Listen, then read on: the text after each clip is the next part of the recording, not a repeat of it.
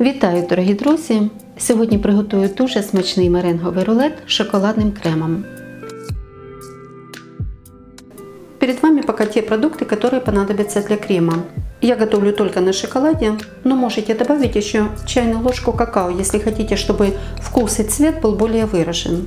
Шоколад у меня с содержанием какао 70%. Отвешенная сметана. Пакетик был весом 350 грамм, жирностью 15%. Провисела всю ночь. Я уже показывала, как я отвешиваю сметану. В описании над рецептом оставлю ссылку на то видео, где это можете посмотреть.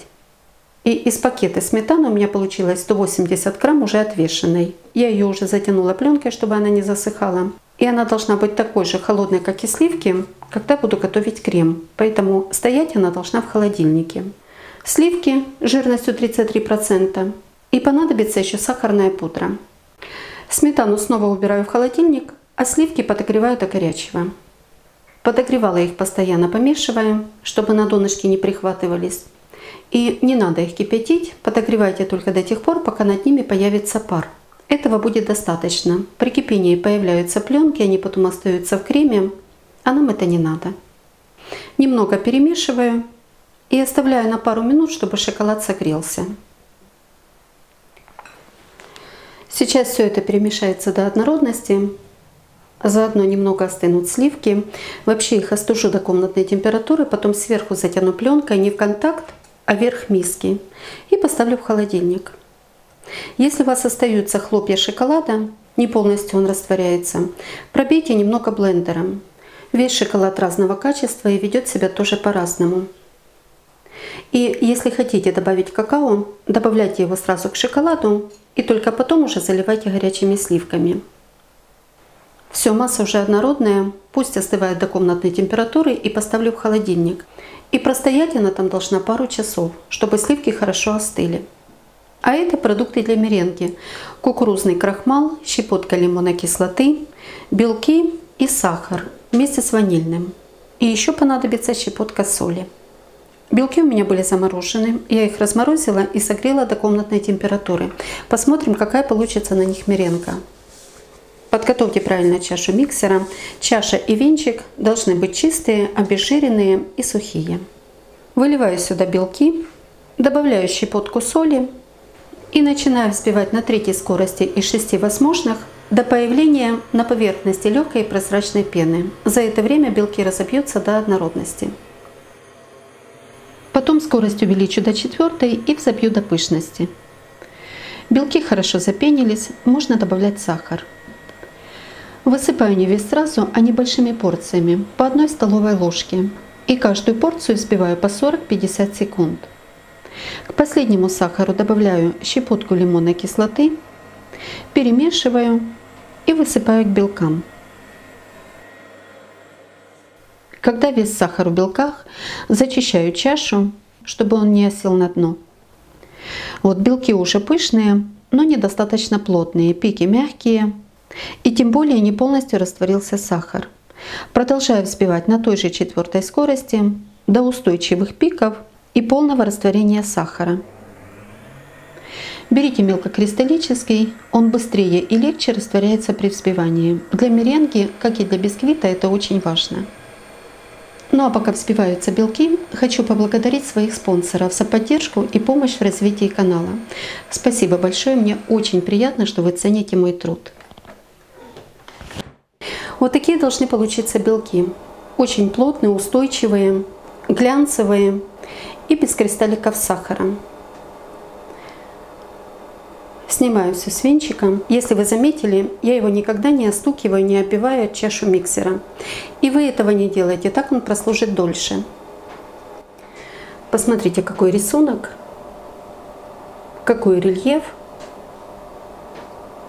Просеиваю сюда крахмал.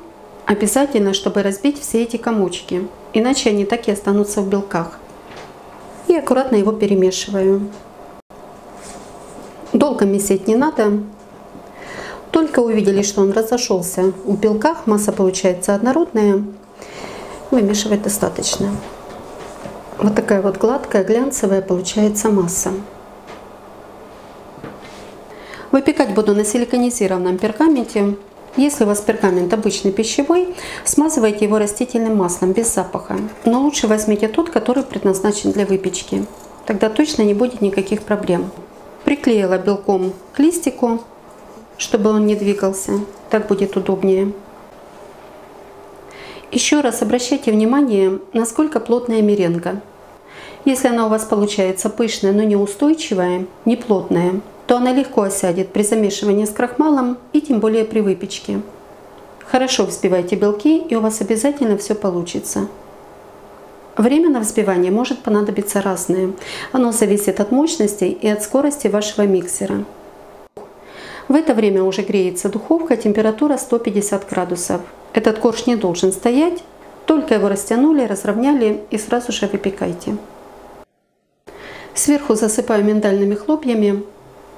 Можете это вообще пропустить или засыпать любой ореховой крошкой.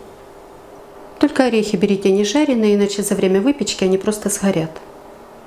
Погуще, потому что некоторые сыпятся при сворачивании. Все, меренга полностью готова. Сразу ставлю в духовку. Корж испекся, выпекался он 35 минут при температуре 150 градусов. Второй уровень духовки снизу, подогрев вверх-вниз без конвекции.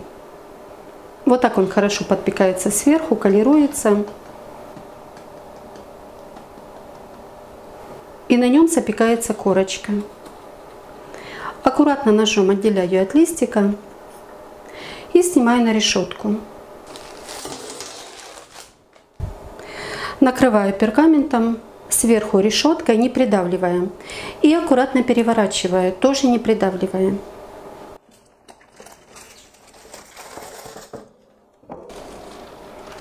Вот с этой стороны меренга крошится. Это там, где я ее отрезала от листика. Поэтому бумагу лучше брать с запасом. А с этой стороны вот так вот получилось аккуратно. И посмотрите, как пропекается донышко. Оно полностью заколеровалось, подпеклось, совсем не липнет к рукам. Часто вы спрашиваете в комментариях, почему течет меренга в рулете. Вот если у вас донышко так не подпекается до желтой корочки, а остается белым и липким, то она обязательно потечет от крема. Поэтому приспосабливайтесь к своей духовке. Возможно, вам надо выпекать еще на уровень ниже. Или задать температуру на 5 градусов больше. Не 150, а 155.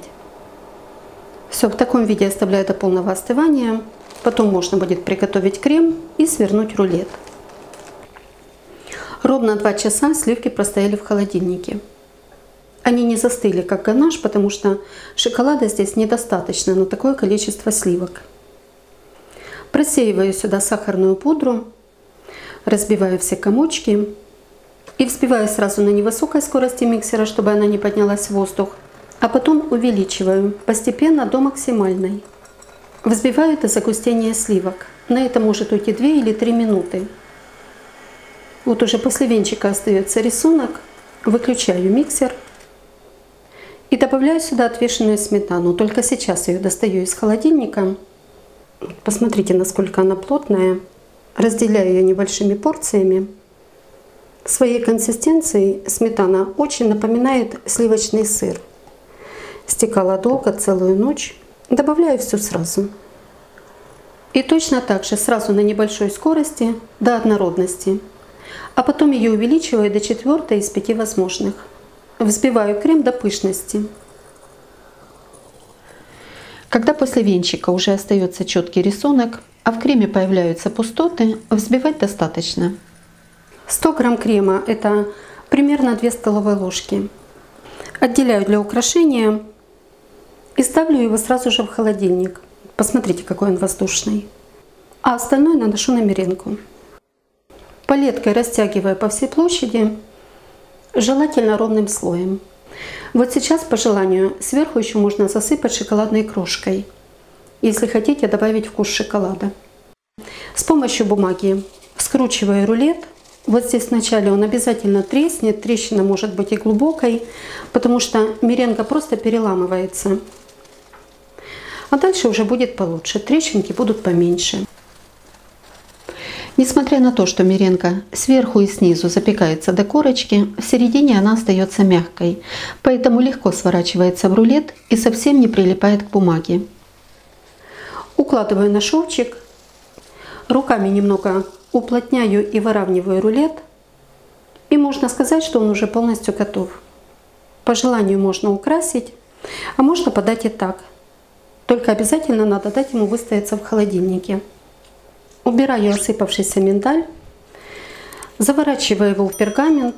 Делайте это все осторожно, не придавливая рулет. И следите, чтобы он остался лежать на шовчике. И в таком виде ставлю в холодильник минимум на 2 часа. Время прошло, рулет хорошо выстоялся, крем стабилизировался. Он уже полностью готов, можно нарезать и подавать. Посмотрите, как хорошо отрезается меренга, не тянется за ножом, не течет. Ну а по желанию еще можете украсить. Рулет получается очень вкусный, легкий как облачко, крем нежный, такой же нежный, как и меренга. Считается, что это десерт одного дня, то есть он не предназначен для хранения. Но если вы правильно испечете меренгу, хорошо подпечете донышко, то простоит он в холодильнике и 2 дня. Меренга не потечет, рулет останется такой же красивый и вкусный. Готовьте с удовольствием, радуйте своїх любимих такими вкусними домашніми десертами і приятного вам чаєпітія. Ну а якщо вам подобаються мої рецепти, діліться ними з друзями, підписуйтесь на канал, залишайте коментарі. Щиро дякую за вподобайки і бажаю вам всього найкращого.